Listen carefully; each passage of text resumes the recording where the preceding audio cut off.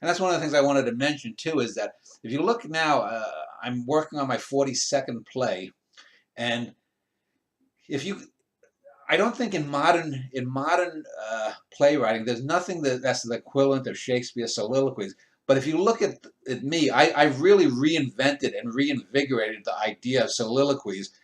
Sometimes in my plays, a character will be talking to another character, and there'll be a long, extended monologue or soliloquy. Other times, it's a scene unto itself, or they'll break the fourth wall and talk to the audience. And uh, I think one of the things that you mentioned, my total immersion, and one of the things that lends itself to is monologues, and these soliloquies. And my soliloquies, even though they might be breaking a fourth wall, I think are far more organic than any. Well, I don't think they are. They are far more organic than anything Shakespeare or other playwrights of that era ever did, because. Uh, there isn't the these and thous, there isn't the haughtiness of, and even if someone were to turn and the spotlight comes on them, it's interior, it's not externalized the way Shakespeare does it.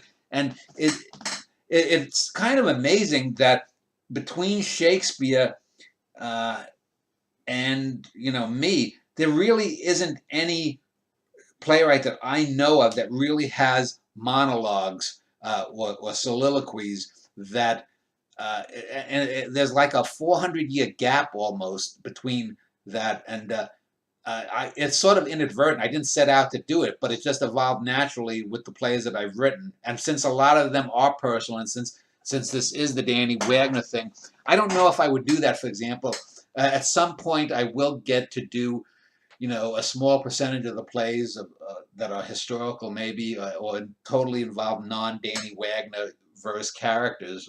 But You don't think that O'Neill in Long Day's Journey with Tyrone's monologue and Edmund's monologue about the seagull and his idea about he should have been born a seagull is a great soliloquy and monologue in oh, itself? I'm not saying that there haven't been a few of them. I'm talking that in a regular sense, they're But you very. mean you sort of mean in the sense then that Shakespeare is known for his soliloquies and he's built on that, whereas O'Neill isn't necessarily known that. He's more built on great conversation.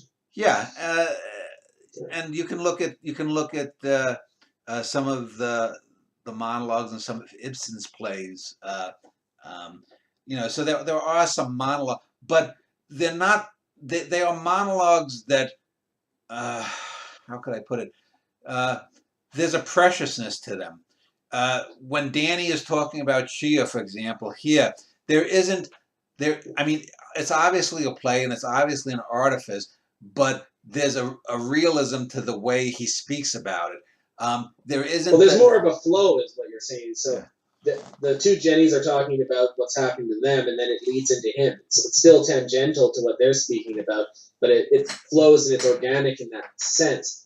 For instance, Tennessee Williams in Suddenly Last Summer, his turtle monologue about them going on the Encantadas and seeing the turtles being turned upside and having their bellies bitten. That sort of just comes out of nowhere. It's a great poetic moment, but there's no lead up to it.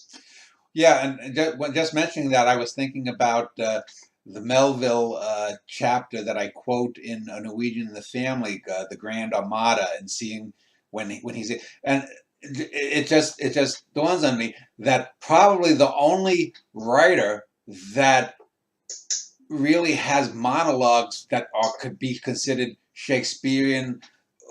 I would say Melville, in a sense, is the only writer in English language, at least, that comes close to having monologues. So he's sort of the bridge, I guess, between Shakespeare and me. So that's not a bad trio.